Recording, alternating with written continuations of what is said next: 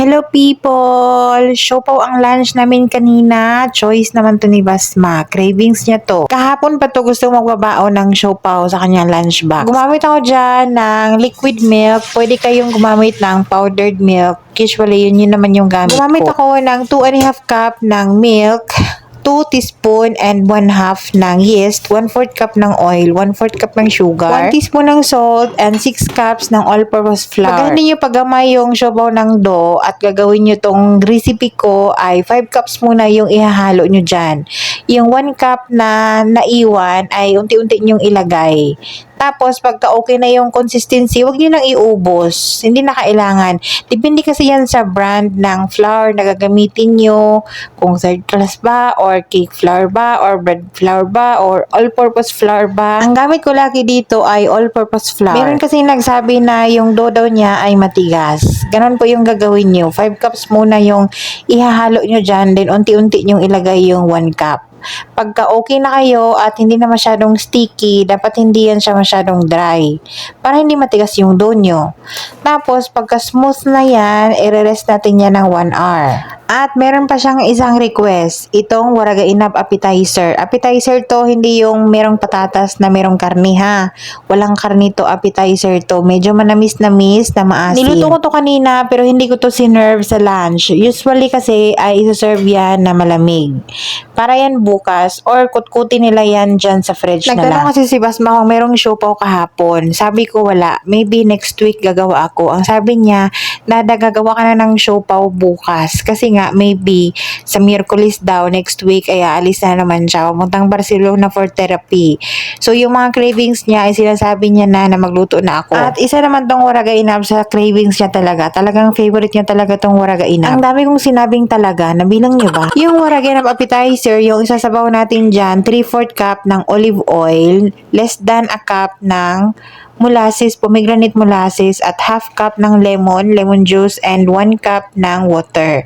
Kung medyo marami at malaking pot yung lulutuin nyo, mag-add na lang kayo ng half cup ng water. Tapos, lutuin natin yan, pakuluan natin yan ng mga 10 minutes sa malakas na apoy. Hindi masyadong matagal dapat yung malakas na apoy kasi nga, mag-ano yan siya, maglulus, matatanggal yung mga dahon, masira. Kailangan yun, nakaluto yun ng 2 to 3 hours sa mahinang apoy after kumulo. So while gumawa tayo ng dough at nagluto tayo, nagprepare tayo ng waraga inab no kanina, nagpakulo na ako ng chicken para naman yan sa ating palaman ng siopaw. Pinalamig ko muna ng konti yan, saka ako naman hinimay-himay. Double time na tayo dyan dahil mag alas 12 na yan ng tanghali. Wait. Pause muna tayo. 1, 2, 3, smile. O, may nabitin pa, isa pa. 1, 2, 3, pause. O, inisa ko na lang lahat. Kasi nga, gawin lang tayo sa oras dyan. Para dire-diretso na. Nagpaalsan ako dyan ng dough and then yung palaman hindi pa naluto. Kailangan pa yan palamigin bago natin ilagay doon sa loob ng dough. At kailangan kong umalis ng 1:15 ng hapon para magsundo ng isang estudyante. So, kailangan ko matapos lahat-lahat yan ng mga 1 o'clock. Yung waraga inab naman, isasalang lang yan ng 3 hours sa mahinang apoy. So, okay lang yan dyan na nakasalang. So, ito na nga yung palaman. Nagisa tayo ng maraming garlic, bawang. Din nilagay ko na yung flakes natin na chicken. Naglagay ako ng soy sauce and oyster sauce. Tamang kutob-kutob lang. Nagad ako ng bay leaves, black pepper. Pwedeng black pepper powder pag gusto kayo. Chicken asado to. So, naglagay tayo ng sugar. Mga 3 tablespoon or 2 tablespoon yung nilagay ko. And then, nag-add ako ng water from the boiled chicken. Kinuha ko yung mga spices na nilagay ko kasi. And then, lulutuin lang natin yan ng konti. Then, nag-add ako ng very konti na vinegar.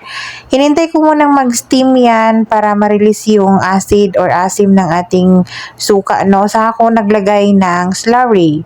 Slurry, yung cornstarch na tinuna with water para maging malapot yung ating palaman. Hindi ako gumagawa ng sauce dito pag serve sa mga amo kasi nga, una kong inintroduce to sa kanila, walang sauce. Kaya, one time, gumawa ako ng siopaw with sauce, ay nagtaka sila at hindi nagalaw.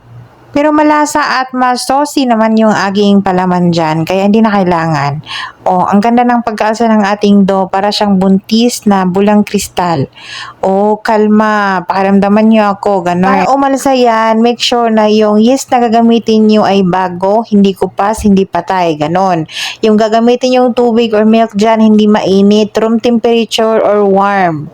Warm, ibig sabihin hindi mainit ha, iba yung warm at iba yung mainit. Yung dough, hindi masyadong matigas para madali nyo lang yan siyang lagyan ng palaman at madaling i-sealed.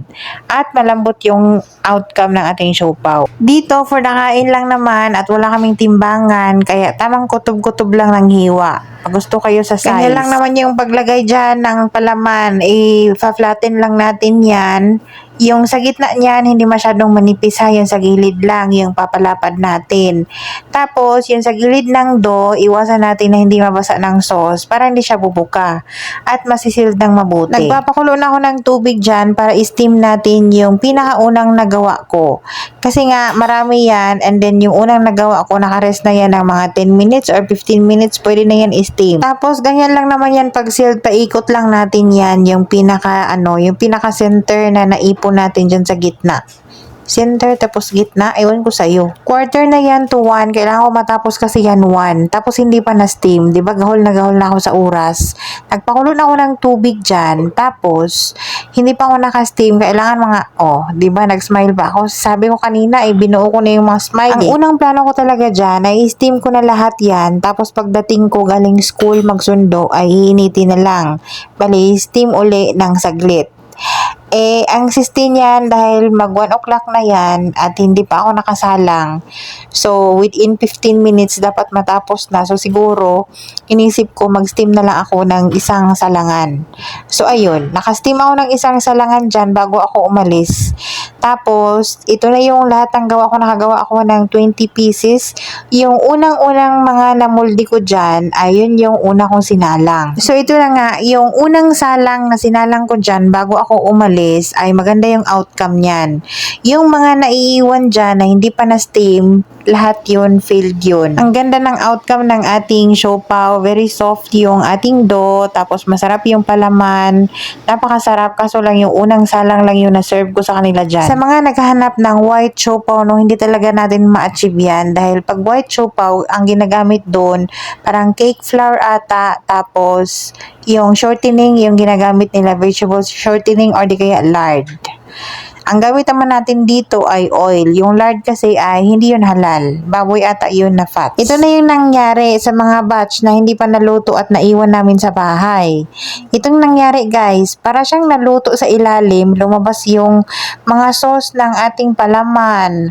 Parang lumambot yung dough na naluto na hindi ko ma-explain. Naiwan siya ng siguro mga 1.5 oras dito sa bahay na hindi siya na-steam. Kaya ganyan, lumabas lahat at anyway, na-steam pa din naman yun at ayos din naman yung outcome. Makain pa din naman. After lunch, hinango ko na to at nilagay ko na yan sa Pyrex. Tinanggal ko na yung sauce. Tapos yung kinain ko dyan, ayun yung mga reject habang kumukuha ako. Malambot pa kasi yan pag mainit pa at i-arrange natin sa Pyrex. Malambot pa kaya maraming masira. So, syempre, for the kain tayo, masarap kaya yan. Masarap yan papakain lalo na pag malamig. Si Ben naman, gusto niya mainit yan. At si Bas magabi na nung nalaman niya na meron palang waragainab na ginawa ko. So, sabi niya, lagay ko daw yan sa lunchbox. Ito ay appetizer, hindi to with meat, hindi to main dish. Mas gusto ko to kaysa sa main dish yung merong karne. Manamis-namis to na maasim. At dito nagtatapos ang ating vlog for today. Thank you so much for watching.